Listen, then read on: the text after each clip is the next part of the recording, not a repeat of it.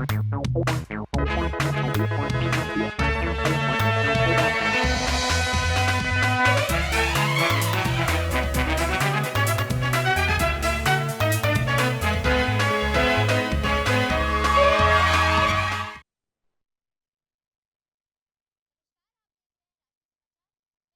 साथ श्रुति जोशी। आइए एक नजर डालते हैं आज की हेडलाइंस पर। पीके के साथ गठबंधन कर सकते हैं चिराग पासवान, सीट बंटवारे को लेकर बिहार में प्रेशर। उत्तराखंड में मदरसा बोर्ड खत्म करने की तैयारी, राज्यपाल ने विधेयक को दी मंजूरी। भाजपा सांसद खगेन मुर्मू अब भी आईसीयू में, सर्जरी की तैयारी, 8 लोगों के खिलाफ एफआईआर दर्ज। यूएन में भारत बोला पाकिस्तान अपने लोगों पर बम गिराता है, जिनकी सेना 4 लाख महिलाओं से दुष्कर्म करे उन्हें दूसरों को सिखाने का हक नहीं। पाकिस्तान के क्वेटा में जाफर एक्सप्रेस में बम धमाका, पटरी से उतरी ट्रेन, 7 लोग घायल। अब खबरें विस्तार से। बिहार विधानसभा चुनाव की तारीख की घोषणा हो गई है। सीट बंटवारे को अंतिम रूप देने के लिए तमाम दलों की बैठकों का दौरा जारी है। एनडीए के तमाम दिग्गज नेता दिल्ली में हैं। मंगलवार को दिन भर बैठकों का दौर जारी है। इस बीच सूत्रों के हवाले से खबर है कि चिराग पासवान की पार्टी एक बार फिर से सीट बंटवारे में बात नहीं बनने पर एनडीए से विद्रोह कर सकती है। जानकारी के अनुसार चिराग पासवान और प्रशांत किशोर विधानसभा चुनाव में गठबंधन कर सकते हैं। इधर महागठबंधन में सीट को अंतिम रूप अभी तक नहीं दिया गया है। मुकेश सहनी फेसबुक लाइव करने वाले हैं। बिहार विधानसभा चुनाव की तारीखों के ऐलान के साथ ही सियासी तापमान चरम पर है। एनडीए और महागठबंधन दोनों खेमों में सीट बंटवारे को लेकर मंथन तेज हो गया है। दिल्ली से लेकर पटना तक नेताओं की बैठकों का दौर जारी है। मंगलवार को दिन भर बैठकें होंगी, जिनमें कई सीटों पर फाइनल फैसला लिया जा सकता है। वहीं एनडीए और महागठबंधन में अब तक सीटों का फॉर्मूला तय नहीं हो सका। इसी बीच मुकेश सहनी आज फेसबुक लाइव के जरिए बड़ा ऐलान कर सकते हैं। एनडीए के बड़े नेता दिल्ली में डेरा डाले हुए हैं। बीजेपी मुख्यालय में मंगलवार को लगातार बैठकें प्रस्तावित हैं। सूत्रों के मुताबिक जेडीयू, बीजेपी और एचएएम के बीच सीटों का अंतिम खाका लगभग तैयार है। कुछ सीटों पर अभी भी विवाद बरकरार है, जिस पर देर रात तक चर्चा चलने की उम्मीद है।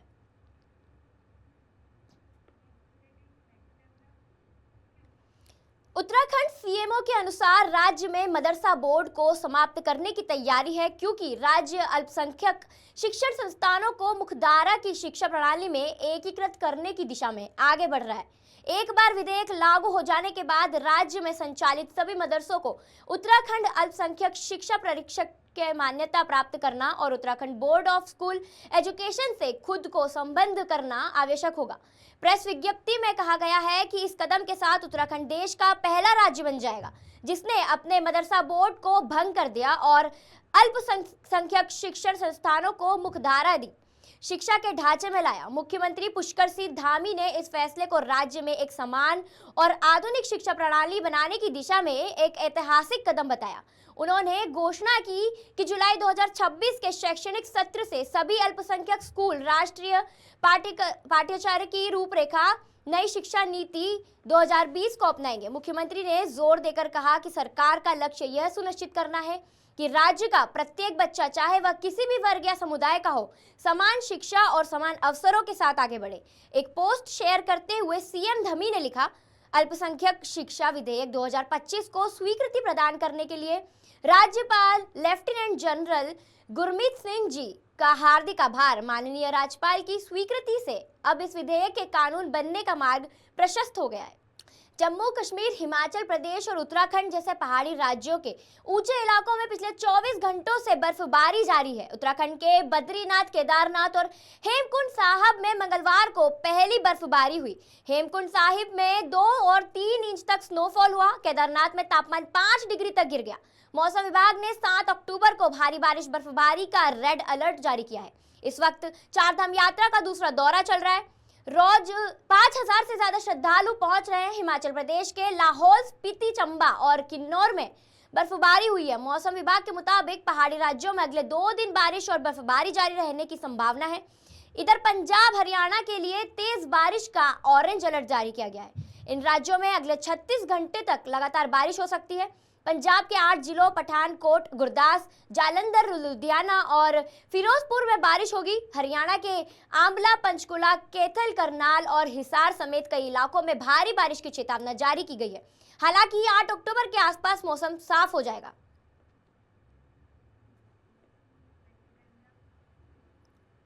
बिहार विधानसभा चुनाव से पहले इंडिया गठबंधन में सीट बंटवारे को लेकर विवाद गहराता जा रहा है। सूत्रों के मुताबिक आरजेडी द्वारा दिए गए सीट ऑफर को सीपीआई ने ठुकरा दिया है। एमएल का कहना है कि प्रस्ताव सम्मानजनक नहीं है और पार्टी आज करीब 30 सीटों की नई सूची आरजेडी को सौंपेगी।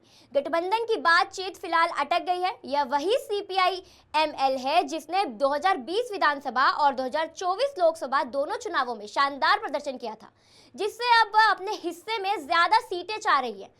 सीपीआई एमएल का कहना है कि आरजेडी ने पिछले विधानसभा चुनाव जितनी ही सीटों पर लड़ने का प्रस्ताव दिया, जबकि पार्टी इस बार करीब 40 सीटों पर दावा ठोक रही है। सूत्रों के अनुसार आरजेडी ने एमएल को 19 सीटों के आसपास का ऑफर दिया था, जिसे एमएल ने सम्मानजनक नहीं बताते हुए अस्वीकार कर दिया। पार्टी अब आरजेडी को नई सीटों की सूची सौंपेगी और भविष्य की रणनीति पर फिर विचार करेंगी।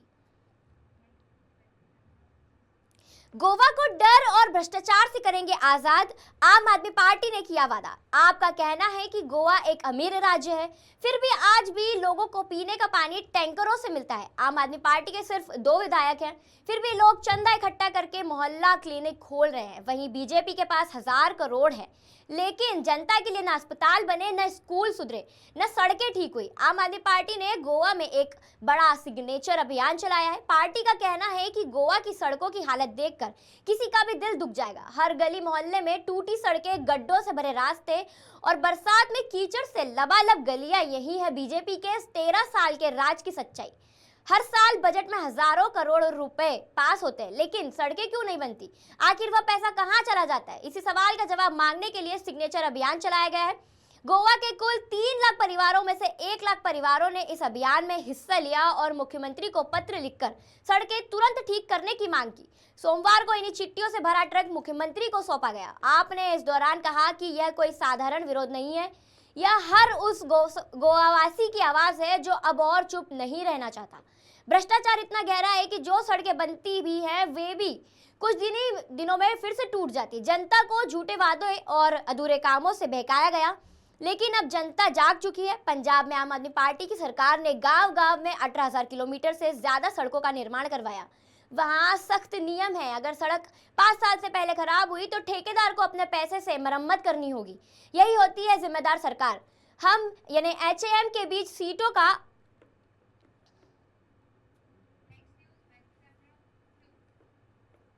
चीफ जस्टिस बीआर गवई पर जूता फेंकने वाले वकील राकेश किशोर ने अपनी बात रखी है। उन्होंने कहा, सीजीआई के भगवान विष्णु पर दिए बयान से मैं आहत हूं। उनके एक्शन पर यह मेरा रिएक्शन था। मैं नशे में नहीं था, जो हुआ मुझे उसका अफसोस नहीं, किसी का डर भी नहीं है। उन्होंने कहा, यही चीफ जस्टिस बहुत सारे धर्मों के खिलाफ, दूसरे समुदाय के लोगों के खिलाफ केस आता है तो बड़े बड़े स्टेप लेते हैं। उदाहरण के लिए हल्द्वानी में रेलवे की जमीन पर विशेष समुदाय का कब्जा है। सुप्रीम कोर्ट ने उस पर 3 साल पहले स्टे लगाया, जो आज तक लगा हुआ है। वहीं इस घटना पर एससी बार एसोसिएशन के अध्यक्ष विक्रम सिंह ने कहा, भगवान विष्णु की मूर्ति केस में सीजीआई की टिप्पणी को गलत तरीके से दिखाया गया, जिससे ऐसा लगा जैसे सीजीआई ने देवता का अपमान किया गया हो। वकील ने मशहूर होने के लिए ऐसा किया। दरअसल 8 सितंबर की दोपहर सीजीआई की बेंच एक मामले की सुनवाई कर रही थी, तभी आरोपी ने सीजीआई की तरफ जूता फेंका। हालांकि जूता उनकी बेंच तक नहीं पहुंच सका। सुरक्षा कर्मियों ने तुरंत वकील को पकड़ लिया था। रायबरेली में दलित हरिओम हत्या पर राहुल गांधी ने कहा कि मैं परिवार के साथ खड़ा हूं। इसके साथ ही पार्टी अध्यक्ष मल्लिकार्जुन खड़गे और नेता प्रतिपक्ष राहुल गांधी का संयुक्त निंदा प्रस्ताव भी जारी किया गया है। इससे पहले अजय राय भी परिजनों से मिलने पहुंचे। रायबरेली में मॉब लिंचिंग को लेकर राहुल गांधी ने कहा, दलित युवक हरिओम वाल्मीकि की निर्मम हत्या केवल एक इंसान की नहीं बल्कि इंसानियत, संविधान और न्याय की हत्या है। देश में नफरत, हिंसा और भीड़ तंत्र को सत्ता का संरक्षण मिला हुआ है। राहुल ने मंगलवार को एक्स पर लिखा, संविधान की जगह बुलडोजर ने ले ली है, इंसाफ की जगह डर ने। मगर यह देश संविधान से चलेगा, भीड़ की सनक से नहीं। भारत का भविष्य समानता और मानवता पर टिका है। मैं परिवार के साथ खड़ा हूं, उन्हें न्याय जरूर मिलेगा। राहुल ने कांग्रेस मल्लिकार्जुन खड़गे को लेटर भी पोस्ट किया। दरअसल 3 अक्टूबर को हरिओम पासवान की हत्या हुई थी। शुरू में कहा गया था कि युवक ड्रोन चोर था। उसी दिन युवक को पीटने और उसकी लाश के वीडियो भी सामने आए थे। इसके बाद 4 अक्टूबर को एक और वीडियो सामने आया जिसमें मार खाते हुए युवक राहुल गांधी का नाम लेता है। इस पर भीड़ में से एक शख्स कहता है, यहाँ सब बाबा वाले हैं। इस मामले में लापरवाही करने पर ऊंचाहार थाना अध्यक्ष संजय कुमार समेत 6 पुलिसकर्मियों को सस्पेंड कर दिया गया है। वहीं 10 लोगों को गिरफ्तार किया गया है। रविवार रात राहुल ने परिवार से फोन पर बात की थी। कहा था, परेशान मत होइए, कांग्रेस परिवार आपके साथ है। भारत ने मंगलवार को संयुक्त राष्ट्र सुरक्षा परिषद यूएनएससी में कश्मीर को लेकर झूठे प्रचार करने पर पाकिस्तान की कड़ी आलोचना की। ओपन डिबेट के दौरान संयुक्त राष्ट्र यूएन ने भारत के राजदूत पर्वतनेनी हरीश ने कहा, पाकिस्तान एक ऐसा देश है जो अपने ही लोगों पर बम गिराता है और नरसंहार करता है। हरीश ने कहा, जो अपने लोगों पर बम गिराए और 4 लाख महिलाओं के साथ रेप जैसे अमानवीय अपराध करे, उसे दूसरों को सीखने का कोई अधिकार नहीं। उन्होंने कहा कि पाकिस्तान दुनिया का ध्यान भटकाने और गुमराह करने के लिए झूठ और बड़ा चढ़ाकर बातें करता है। हरीश ने यह बयान उस समय दिया जब एक पाकिस्तानी अधिकारी ने आरोप लगाया कि कश्मीरी महिलाएं दशकों से यौन हिंसा झेल रही हैं। वहीं भारत ने एक बार फिर दोहराया कि जम्मू कश्मीर भारत का अभिन्न हिस्सा था, है और हमेशा रहेगा। हरीश ने कहा, पाकिस्तान वही देश है जिसने 1971 में ऑपरेशन सर्चलाइट चलाया था और अपनी सेना को 4 लाख महिला नागरिकों के नरसंहार और सामूहिक बलात्कार के सुनियोजित अभियान को मंजूरी दी थी। दुनिया पाकिस्तान के इस झूठे प्रचार को भली भांति समझती है। पाकिस्तान की सेना ने 1971 में ऑपरेशन सर्चलाइट के तहत पूर्वी पाकिस्तान, अब बांग्लादेश जो कि है, में क्रूर दमन शुरू किया, जिसमें 30 लाख लोग मारे गए और महिला नागरिकों के साथ बलात्कार किया गया। हमास के हमले से शुरू हुए गाजा युद्ध के आज 2 साल पूरे हो गए हैं। लगातार बमबारी और जमीनी सैन्य कार्रवाई ने गाजा पट्टी को मलबे के ढेर में बदल दिया है।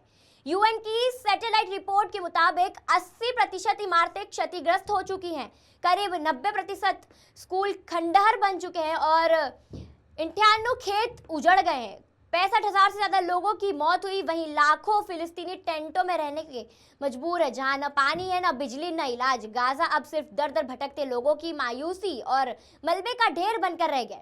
7 अक्टूबर 2023 को हमास ने इजराइल में घुसपैठ की और करीब 251 लोगों को बंधक बना लिया। जवाब में इजरायली प्रधानमंत्री बेंजामिन नेतन्याहू ने तुरंत जंग का ऐलान किया और हमास पर हमले शुरू कर दिए। हमास ने इसे अल अक्सा फ्लड, सैलाब जैसा जवाबी हमला का नाम दिया, जबकि इजराइल ने इसे सिमचत तोराह वॉर, यहूदी लोगों का एक त्योहार कहा।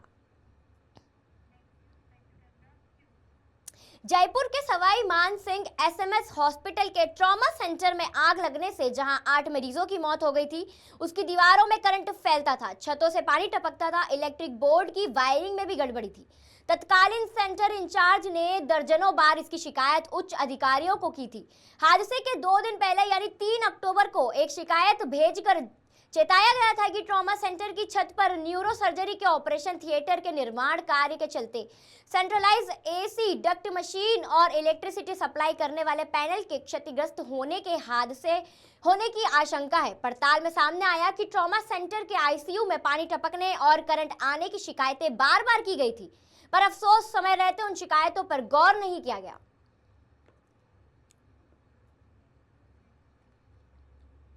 जहरीला कफ सिरप पीने से सोमवार रात को एक और बच्चे की मौत हो गई। छिंदवाड़ा निवासी नवीन डहरिया की 1.5 साल की बेटी धानी डहरिया ने नागपुर में इलाज के दौरान दम तोड़ दिया। बच्ची की किडनी पूरी तरह फेल हो चुकी थी। उसे 26 सितंबर को नागपुर मेडिकल कॉलेज अस्पताल में भर्ती कराया गया था। नागपुर से पहले परासिया में उसका इलाज डॉक्टर प्रवीण सोनी ने ही किया था। तामिया ब्लॉक के जूना पानी गांव में रहने वाले नवीन डहरिया का कहना है कि धानी को भी कोल्ड ड्रिप सिरप दिया गया था। इस मौत के साथ ही छिंदवाड़ा जिले में मृत बच्चों का आंकड़ा अब 15 पर पहुंच गया है, जबकि कुल संख्या 17 हो गई है। सरकार ने मामले की जांच के लिए स्पेशल इन्वेस्टिगेशन टीम बनाई है। जबलपुर, छिंदवाड़ा, बालाघाट और मंडला जैसे जिलों के ड्रग इंस्पेक्टर शामिल है। सीएम डॉक्टर मोहन यादव ने मध्य प्रदेश के ड्रग कंट्रोलर दिनेश मौर्य को हटा दिया है। उन्होंने खाद्य एवं औषधि प्रशासन के उपसंचालक शोभित कोष्टा, छिंदवाड़ा के ड्रग इंस्पेक्टर गौरव शर्मा और जबलपुर ड्रग इंस्पेक्टर शरद जैन को सस्पेंड करने के निर्देश भी दिए हैं। लोक स्वास्थ्य एवं परिवार कल्याण विभाग के संचालक दिनेश श्रीवास्तव को फूड और ड्रग कंट्रोलर का अतिरिक्त चार्ज दिया गया है।